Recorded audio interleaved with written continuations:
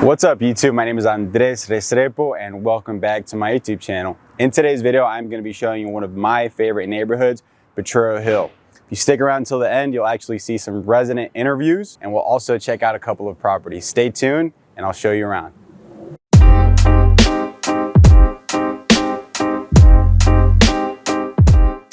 In a nutshell, Potrero Hill is known for its views of the San Francisco skyline, proximity to city hotspots and highways, sunny weather, and Caltrain station. It was also once known as Goat Hill, a nickname that dates back to the early 20th century when cows and goats grazed the area. Just like its name implies, Potrero is located on one large hill. The north slope is a bit more desirable as it has San Francisco skyline views and is quieter. The southwestern slope gets you views of Twin Peaks, and there's also government housing on the southeastern part. 18th Street is the main commercial strip where you'll find a majority of restaurants and services. It's a great place to take a stroll, grab drinks, eat a variety of foods, and buy flowers, among other things.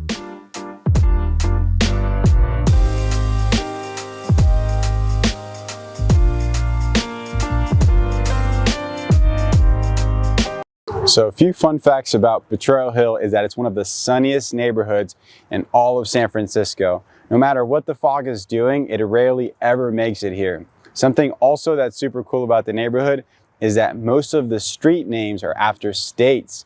We have Pennsylvania, Missouri, Mississippi, Connecticut, Vermont, and the list goes on and on. The architecture is very varied here. Most of the homes were built in the early 1900s, so you will see Victorians here, but it is a neighborhood that has been getting constructed and gentrified over the years. Up until the 90s, Potrero Hill was actually more of a working class neighborhood, and it's actually mostly a middle to affluent neighborhood in this day and age. Now there's something for everybody, whether you're looking for a modern condo like 88 at the Park or a quaint classic Victorian, this neighborhood should definitely have something for you. As a former Potrero Hill resident, I can tell you that one of the things that I enjoy the most was the walkability. There's a lot of great restaurants and coffee shops here in the neighborhood. I would really enjoy grabbing a cup of coffee at Linea with Martha and walking right down Mariposa over to the Bay.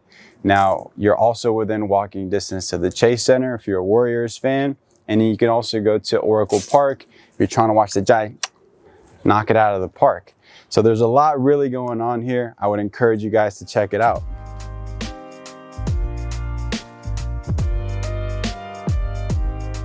So we're over here in McKinley Square. It's a really cool park where people like to bring the doggos and the kiddos. And here's a fun fact for you. At the very end of Vermont Street, there is a wiggle that is even curvier than Lombard Street. All right guys, so we just took a little quick stop here at Farley's so Martha could get a cappuccino. I only drink Americanos, but I thought it was a good opportunity to actually talk to you about the different price points if you're thinking about buying here in Potrero Hill. So let's start with studios. Generally a studio here on the hill is gonna cost you anywhere from $500,000 to $700,000. If we're talking about one bed condos, you're gonna be somewhere in the 800 to 1.1 range. And then two bed condos are usually gonna start from 1.2 on up. Single family homes on the smaller end, those are generally going to be around 1.6 starting price, but the median price for a home in Potrero is around $2 million.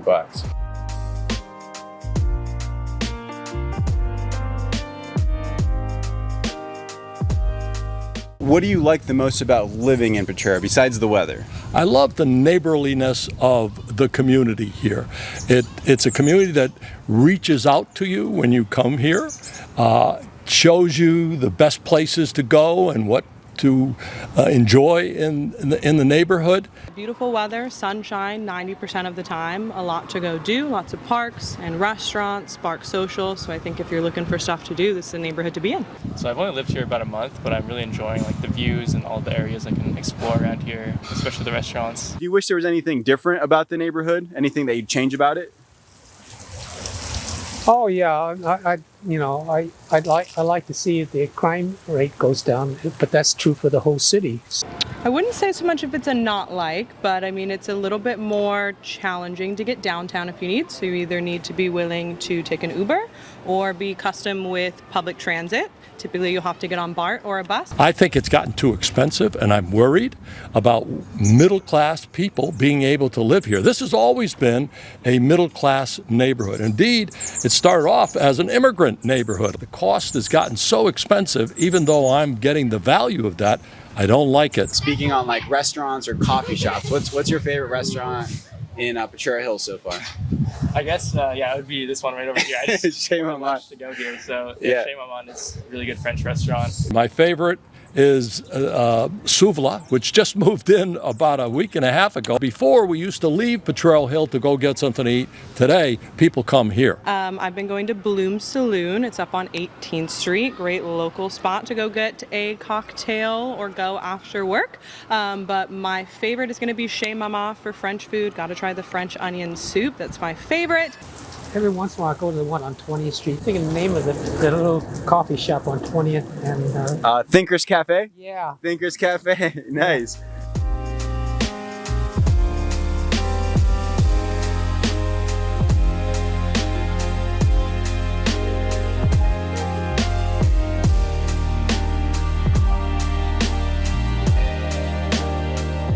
At the top of 20th and San Bruno, Potrero Hill has a really cool community garden that is tended to by the neighbors.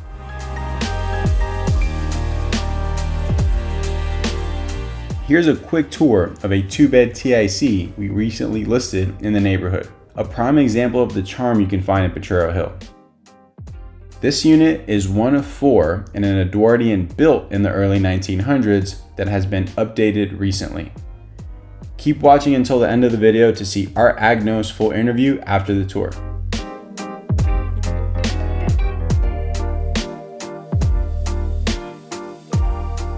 If you're enjoying this type of content, make sure to give the video a like and subscribe for more San Francisco content. If there's a neighborhood that you'd like to see covered in the next video, make sure to leave it in the comments below.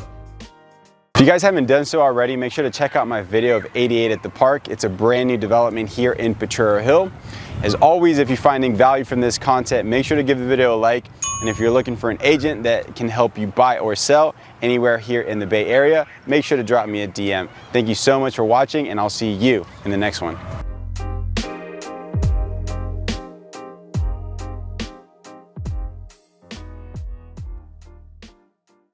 Right, so we are here with none other than Art Agnos, the previous mayor of San Francisco. So it's definitely an honor to be able to interview you today, Art. Ask you a few questions as a Potrero Hill resident. Absolutely. Before we get into that, so tell us a little bit about what year were you a mayor in San Francisco? Well, I was mayor from 1988 to 1992, and lived on Potrero Hill for part of that time, but not all of it. Got it. Well, for context, I was born in '93, so it was a while back, right? Right. We're all through with this interview then. We're gonna put it. Love it. That's good content, by the way. Cool. So I'm an avid fisherman. I actually noticed not long ago that Pier 14 is actually named after you, in honor of you. Yeah, that was an honor that the city gave me after the work that we did with the earthquake in 1989, the Loma Prieta earthquake. We did a pretty good job, and so people honored me with that Pier 14. Oh, it's a beautiful pier, so that's definitely quite the honor.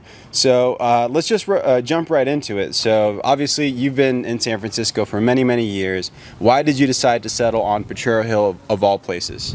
Well, I came here in 1966 on a Greyhound bus and didn't know anything about the city, so I was advised to go over to Pacific Heights and the marina as a young bachelor.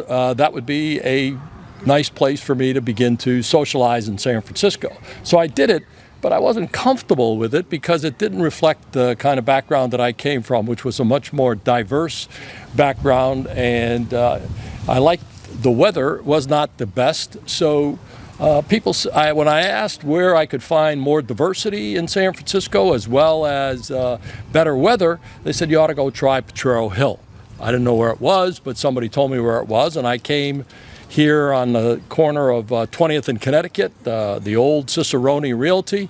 Mrs. Jaklovich, who lived right down the street here, a few blocks away, advised me to come over here She showed me the place that I ultimately bought, and the rest is history. I've been here ever since, except for a short period of time when I was mayor. I lived over in West Portal, which was also a great neighborhood, but this is where my heart is, because we needed a bigger house when I was mayor for the entertaining and all the other things one does. Right. And so as soon as the kids were out of the house and we were empty nesters, we came right back here where we love it, and we'll be here the rest of our lives. Fantastic. Well, that seems to be a common trend, as some of you might have already picked up. Weather, diversity, which Art just alluded to. What do you like the most about living in Potrero besides the weather? I love the neighborliness of the community here. It's a community that reaches out to you when you come here, shows you the best places to go and what to enjoy in the neighborhood. And as you know, it's growing very rapidly with all the things that are happening at the base of Potrero Hill, not the least of which are the new Giants ballpark about a mile and a half away, the new Warriors arena, the new beach. We actually have a beach where my grandkids, who live near me, go swimming. Over at Crane Cove Park, right? Crane Cove Park. It's just spectacular. So the neighborhood is one that is growing in the right way, retaining its sense of community and neighborliness, and we think that's a good thing. As far as favorite restaurants or coffee shops in the neighborhood, is there any that stand out to you? Absolutely. My favorite is Suvla, which just moved in about a week and a half ago. In Dogpatch, right? In Dogpatch. Right. It's a Greek restaurant, an authentic Greek restaurant. Art is Greek, in case you guys didn't know. Greek, absolutely. So I have a bias towards Greek food. Right. And ironically, the first restaurant that I remember goes back to the 70s. That was a Greek restaurant, Asimikopoulos. It was right there at 18th and Connecticut, and it was there for a long time. Since then, we've added some terrific restaurants and coffee houses and a whole variety of cuisine that makes us, I think, a rival of places all over the city. Whereas before, we used to leave Potrero Hill to go get something to eat. Today, people come here. Potrero Hill, it's almost like a little village at this point. Absolutely. You don't really have to leave it all too often. Now, Art, I have to ask, is there anything that you would change about the neighborhood if anything comes to mind?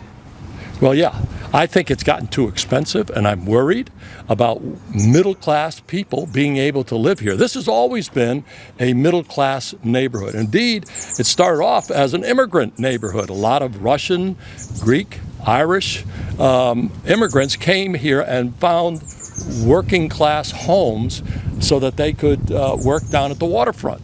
But today, the cost has gotten so expensive, even though I'm getting the value of that, I don't like it because it's not good for the long-range plan of San Francisco to keep middle-class people in our city providing the kinds of services from law enforcement to medicine to the arts to hospitality to restaurants. That's who those people, middle-class working folks, are the energy that makes San Francisco a great place to come. And we're having difficulty keeping them in a city because of the cost of housing. Absolutely. Can you guys tell this guy was a mayor? I certainly can. All right, thank you so much for your time. We really appreciate it. You're very welcome.